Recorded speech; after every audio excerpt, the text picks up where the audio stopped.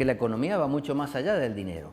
El dinero fue una institución que se creó después de que la economía ya existía. Se creó para facilitar el desarrollo económico y facilitar el intercambio, ¿cierto? Porque si no, vos tenías que intercambiar chanchos por flores, gallinas por queso, según quienes intervinieran en la transacción.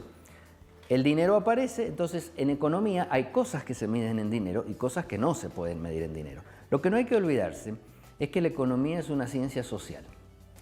Y al ser social es una ciencia que tiene que ver con las personas.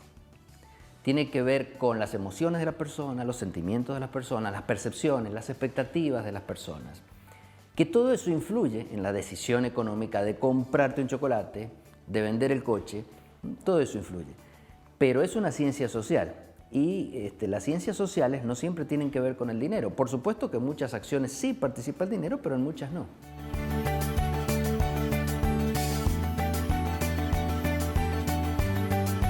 En realidad yo no elegí desde el principio estudiar economía. Yo empecé en esta facultad la carrera de contador público. Y tenían en aquel momento, por allá por los años 80, un ciclo básico con economía y con licenciatura en administración. Entonces vos empezabas, hacías el ciclo básico y después elegías la carrera. Cuando yo entré para ser contador, hice el ciclo básico y resulta que las poquitas materias de economía que veíamos en ese ciclo básico me fascinaron. Pero el problema que teníamos en aquel momento es que el economista era todavía un bicho raro y no había mucho trabajo de economista.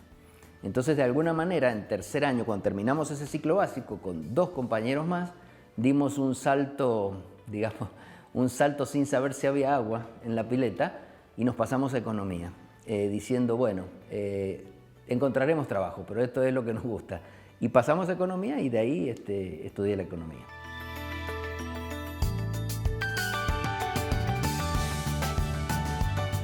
En la economía no es solo números. Pero los números ayudan a entender muchas cosas.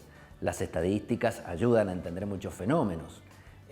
Los números ayudan a cuantificar y a mostrarle a la gente muchas cosas. Suponete, yo doy una charla de economía, donde hablo del PBI, de la inflación, de la pobreza. Bueno, le tengo que poner números para que la gente lo entienda mejor. Entonces, manejamos muchos números. Si no te gustan los números, si no te gusta la matemática, la economía te va a costar. Personalmente, yo soy un economista que me considero no matemático, o sea, que uso poco la matemática, lo indispensable. Pero hay otros que les gusta más usarla, ¿no? Pero tiene relación, pero la economía no es matemática. Usa la matemática y usa los números.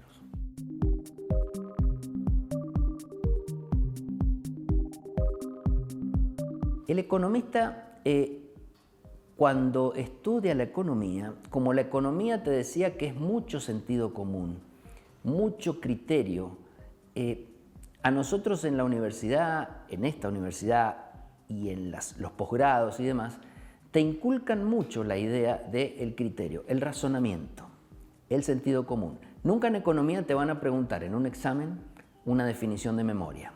Nunca, absolutamente. Ni que te conozcas un número de memoria, que conozcas el crecimiento de la Argentina en los últimos 10 años. No te lo van a preguntar. Sí te van a preguntar por qué la Argentina crece, por qué la Argentina no crece, por qué en la Argentina hay pobreza. El razonamiento es lo esencial. Entonces el economista se transforma en un razonador de todo. Y como decía una profesora hace un tiempo, y que nos han dicho algunos empresarios que han contratado egresados nuestros, son como cajitas de herramientas los economistas. Tiene una cajita de herramientas en la cabeza que se adapta a distintos temas. Entonces un economista te puede analizar el fenómeno de la contaminación ambiental, te puede analizar temas de salud, puede analizar temas financieros, por supuesto, temas empresarios, por supuesto, temas de educación, temas de pobreza, o sea, cosas que parecerían no ser ámbito de la economía. Muchas veces el economista sirve para ayudar en equipos que analizan esos temas.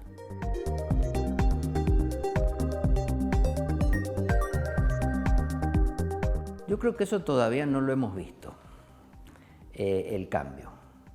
Porque estos cambios en manera de producir política económica y de entender la economía son cambios que se van produciendo a muy largo plazo y muy lentamente.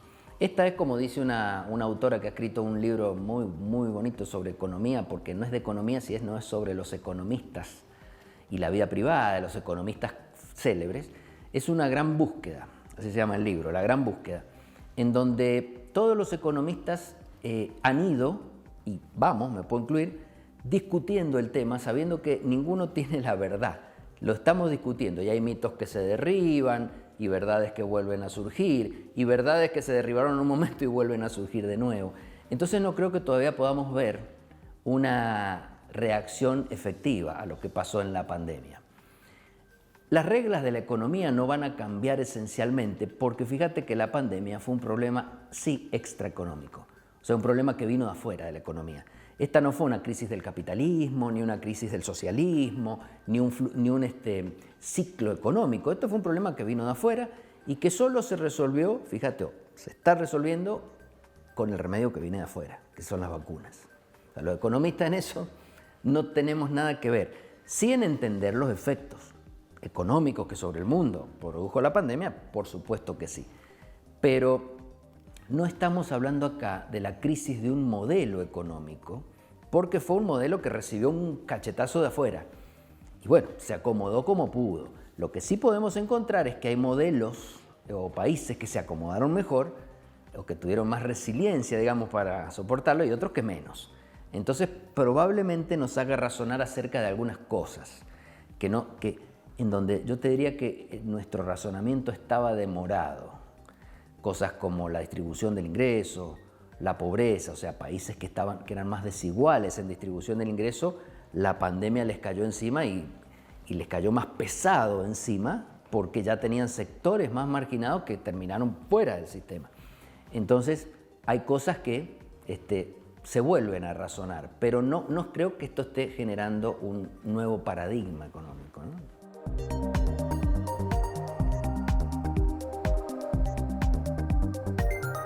Yo creo que es un fenómeno que va a ser pasajero porque el mundo le va a prestar atención y lo va a resolver.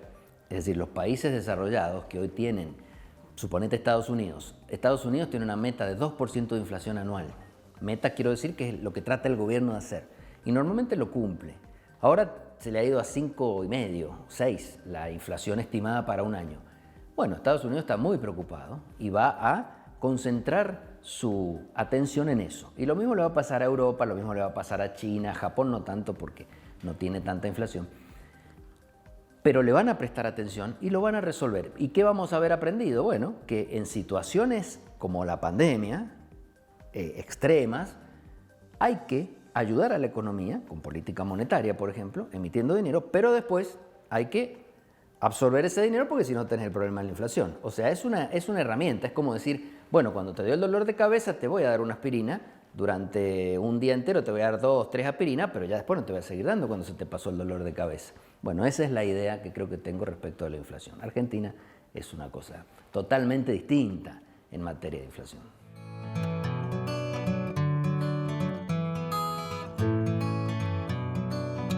La Uncuyo te genera a veces situaciones ambiguas.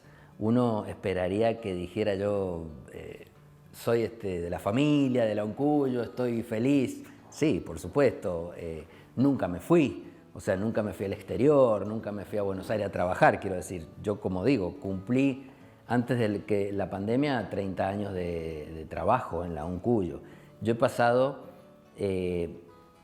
por toda la etapa docente. Yo fui ayudante alumno, ayudante primera, jefe de trabajo práctico, profesor adjunto, profesor titular. He pasado por toda esa.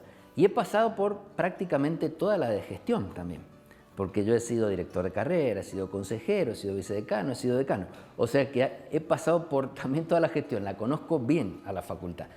Y cuando uno conoce bien a una institución, le conoce las luces y las sombras. Entonces, sin duda, si uno quiere hacer un balance, mi balance sobre mi relación con la Uncuyo es positivo. Si no, no estaría acá. O sea, es positivo. Y alguien te va a decir, aunque te pagan poco, porque los docentes no cobran mucho, estoy acá. O sea, algo significa que eso. Entonces, Mi relación es positiva y yo creo que nunca me iría de la UNCuyo, porque, como digo yo, esta universidad a mí me dio, primero que me resultó gratuita, a mí, gratuita, no la pagué, y me dio después también la posibilidad no solo de trabajar acá, sino de trabajar en otros lugares también, en otros lugares de Mendoza, ¿no es cierto?, en el sector privado, a través de la UNCuyo.